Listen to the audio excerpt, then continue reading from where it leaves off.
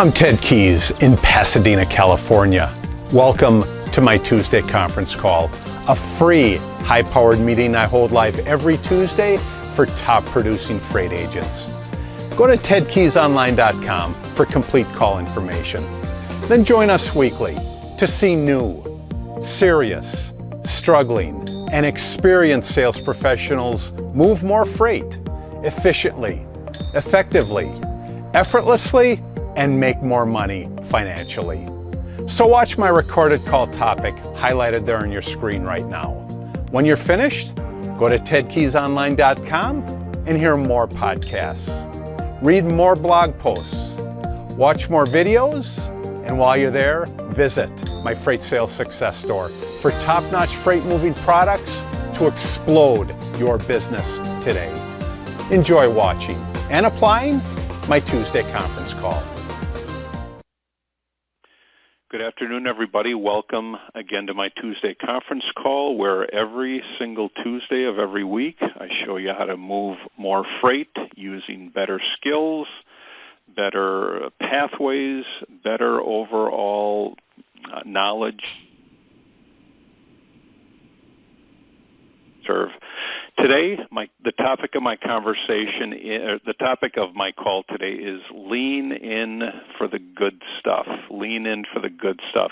This call is more about listening and solving problems more than anything. But when I talk about listening, I'm talking about listening to your prospects, especially when you make those first calls for them. Because as I've said on and on and on, typically, we are offered the opportunity to move freight for a prospect when they have a challenge, when they've got a problem going on, something happened, truck didn't show up, truck fell off, who knows what it could be. That's how we typically get into a customer. So let's talk about lean in for the good stuff. Let's go to our attachments that I send out every time, and as I usually say, congratulations to you agents on our leaderboard. Your goal is to move up that thing every single time. If you're on top, well, then let's work on some of those other categories where I don't see your name as much. Hold on a second. Let's click open that second attachment. Today we're going to talk about lean-in statements. Lean-in statements. So here's a scenario. We call a new prospect. This new prospect is feeling good today. They give us the time of day, and they actually communicate with us by telling us what is going on. This is when your ears always pick up. Let's talk about how we're going to apply these lean-in statements, because if a prospect or customer is in a talkative mood, they got something going on, this is where you really listen close. This is where you really listen to the clues. Just substitute clue statements for lean-in statements. They both go either way.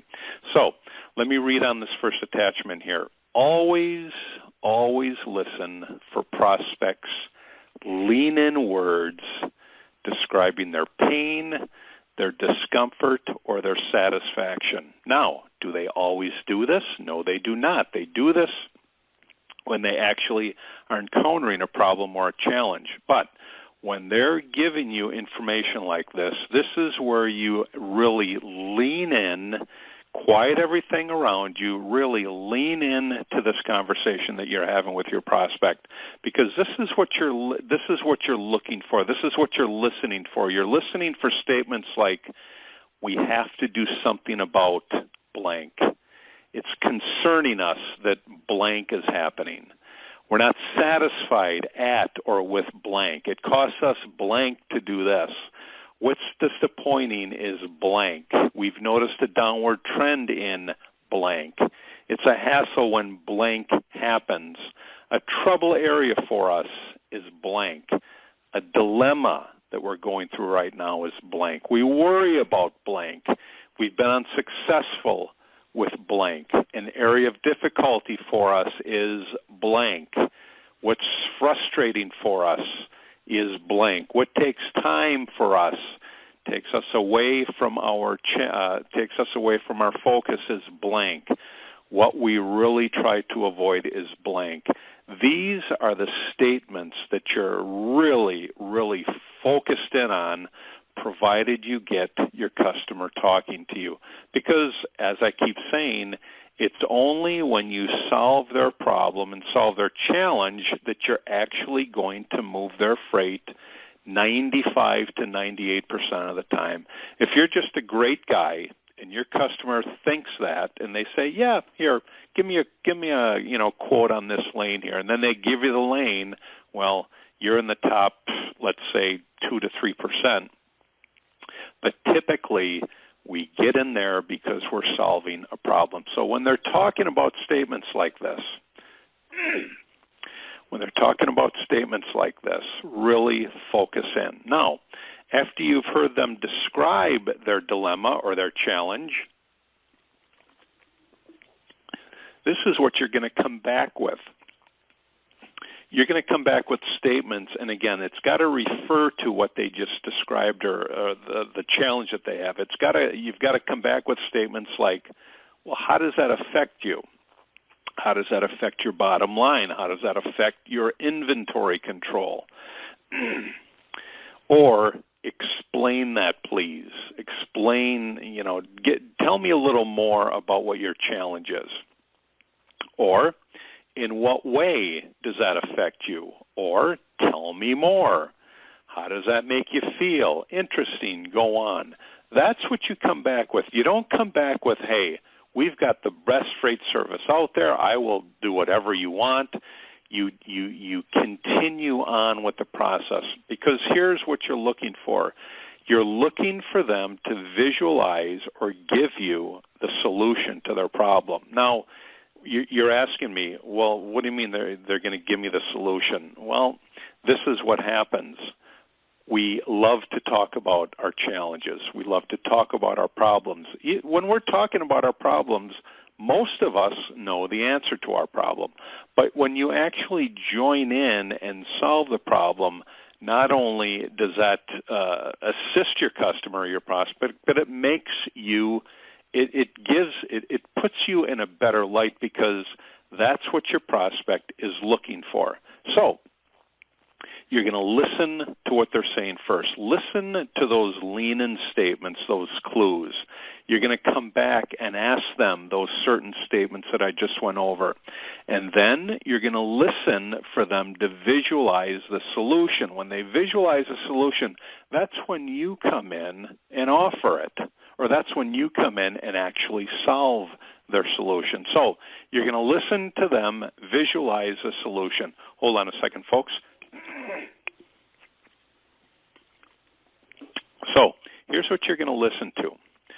What we really can use is blank, or they may say what we'd like to achieve is blank. The perfect solution is for us to blank. Another one, we get the most benefit from blank. The ideal solution would be blank. Boy, if you hear something like that, the ideal solution would be blank. Or we can show a savings with blank. These are solutions that they're attempting to come up with. And again, they're just examples. I'm not saying that every single prospect you talk to is going to talk to you in this way with these words. But this is the process that you're going to go to when somebody actually shares with you the problem or challenge that they're going through at that particular time. So, how do you get them to open up? Well, you get them to open up by asking questions and then remaining silent. Let me say that again. Asking questions and actually wait for a response. Ask the question, wait for the response. So really, here's the process that this goes through when you do it successfully. So in this order, what's going to happen? First of all, you're going to call. You're going to call your prospect. The second thing you're going to do is you're going to talk to your prospect. Hey, how's it going? How was your weekend? Things like that. And then you're going to ask them, delve in, ask them what's going on right now. Are you moving any freight? Are you having any challenges? More along those lines. When they share with you, you're going to lean in and listen to what they tell you. What do you do then? Then you're going to ask them things like, how does that affect you? In what way? How does that make you feel? Ask them things like that. Listen to what they say. Listen to what they come back with, and then solve their problems. So in that order, call, talk, ask, lean in, ask again, listen, and then solve. That is the typical process that you will go through in a typical conversation when a customer is actually sharing with you and you actually move more of their freight. What's the most important thing that you have to do in this process? You must listen. It's all based on what they say and what you hear, what you listen to, and then you respond with. Listen to the clues. Let me say it again. Listen to the clues. Listen to the clues. All right, moving on to our next set of documents here. Basically, after that, through the process, remember, when you're calling your prospects and customers, don't prepare for a call thinking about a particular commodity or a freight lane. Don't go in there thinking about it. Again, you're thinking about what is the challenge that this guy is having today, what freight is he moving. So don't prepare for a call. And again, this is like an initial call, thinking about a particular commodity or freight lane. Determine what your prospect requires and offer them solutions. That's the basic tenet of selling, of actually providing selling a product or providing a service. Hold on, folks.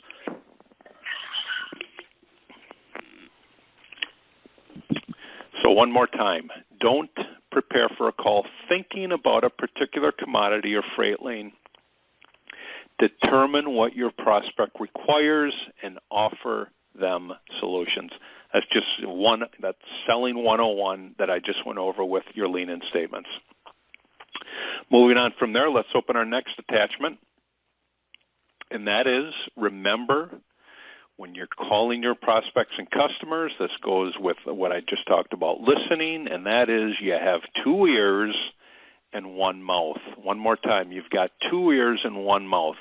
Therefore, based on that, close your mouth and open your ears. When you close your mouth and open your ears, you'll actually hear the challenge or the problem that your prospect is telling you. Then you can move on from there. So one more time, when you're calling your prospects and customers, you have 2 ears and 1 mouth. Therefore, close your mouth and open your ears. Moving on from there, guys. One more point, when you're calling your prospects and customers, here's why we must ask those great questions. Here's why we must ask those great questions. Number one, it shows our interest in our prospect. If we just go in there saying, hey, what are you moving today, and then throw a ridiculous rate at them, you will not last long in this profession.